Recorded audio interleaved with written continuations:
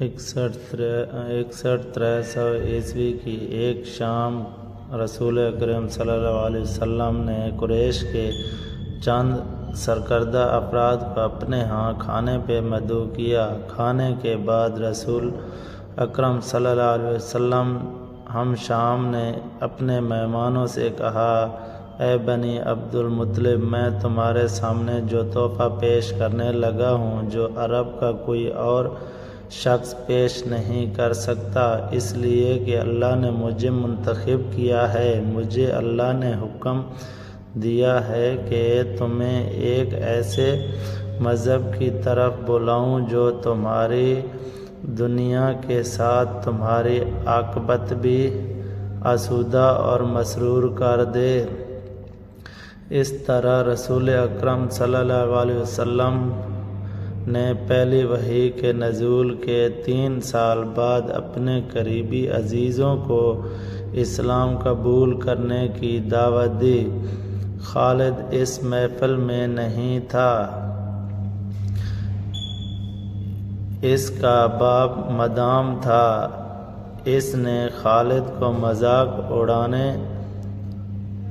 اڑانے کے انداز میں بتایا تھا کہ عبد المطلب کے پوتے محمد صلی اللہ علیہ وسلم نے کہا ہے کہ وہ اللہ کا کیا ہوا کا رسول ہے۔ ہم جانتے ہیں کہ عبد المطلب قریش کا ایک سردار تھا کہ الولید نے اپنے لیے خالد سے کہا، بے شک محمد کا خاندان اتنی حیثیت رکھتا ہے، لیکن نبوت کا داعی اس خاندان کا کوئی فرد کیوں کرے؟ اللہ کی قسم اور حیل اور عزمی کی، میرے خاندان کا رتبہ کسی سے کم نہیں۔ کیا نبوت کا دعویٰ کر کے کوئی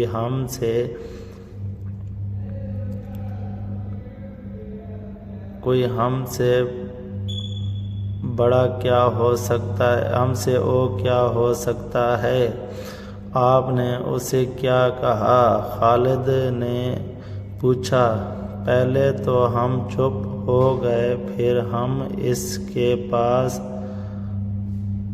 الولید نے کہا، لیکن محمد کے چچا زاد بھائی علی نے محمد کی نبوت کو قبول کر لیا۔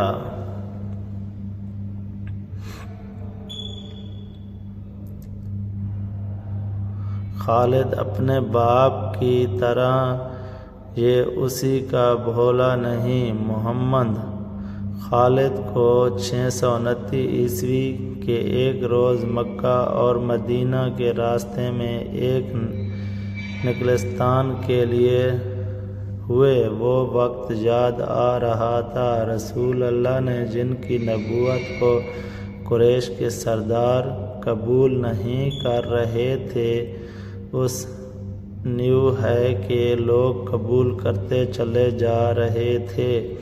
ان میں اکثریت نوجوانوں کی تھی۔ بعض مفلس لوگوں نے بھی اسلام قبول کر لیا۔ اس سے نبی اکرم صلی اللہ علیہ وآلہ وسلم شام کے حوصلے میں جان آ گئی اور آپ مریم نے اسلام کی تبلیغ تیز کر دی۔ آپ مری آرام بت پرستی کے خلاف تھے۔ مسلمان ان 360 بتوں کا مذاق اڑاتے تھے جو کعبہ کے اندر اور باہر رکھے ہوئے تھے۔ طلوع اسلام سے پہلے عرب ایک خدا کو مانتے تھے اور پوجتے ان بتوں کو تھے۔ انہیں وہ دیویاں اور دیوتا کہتے اور انہیں اللہ کے بیٹے اور بیٹیاں مانتے تھے۔ وہ ہر بات میں اللہ کی قسم کھاتے تھے۔ قریش نے دیکھا کہ محمد صلی اللہ علیہ وآلہ وسلم کے ایسا کرنے کے جس دین کا انہوں نے مذاق اڑایا تھا وہ مقبول ہوتا جا رہا تھا، تو انہوں نے آپ مری علیم کی تبلیغ، نبی اکرم صلی اللہ علیہ وسلم کی تبلیغ سرگرمیوں کے خلاف محاذ بنا لیا۔ اور مسلمانوں کا جینا حرام کر دیا۔ خالد کو یاد آ رہا تھا کہ اس نے اللہ کے رسول سرائے ایام کو گلیوں اور بازاروں میں لوگوں کو اکٹھا کر کے انہیں اسلام قبول کرنے کی دعوت دیتے اور بتاتے دیکھا تھا کہ بت انہیں نہ فائدہ دے سکتے ہیں نہ نقصان۔ عبادت کے لائق صرف اللہ ہے جو وحدہ لا شریک لہ ہے۔ رسول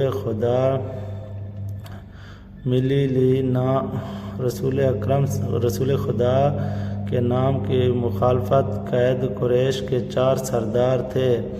ایک تو خالد کا باپ الولید تھا، دوسرا نبی کریم صلی اللہ علیہ وسلم کا اپنا چاچا ابو لہب تھا، تیسرا ابو سفیان اور چوتھا عبد الحکم تھا جو خالد کا چچا زاد بھائی تھا۔ مسلمانوں پر سب سے زیادہ ظلم و تشدد اس شخص نے کیا تھا۔ وہ جہالت کی حد تک کینہ پرور اور مسلم کش تھا، اس لیے مسلمان اسے ابو جہل کہہ گئے تھے۔ یہ نام اتنا عام ہوا کہ لوگ جیسے اس کا اصل نام ہی بھول گئے ہوں۔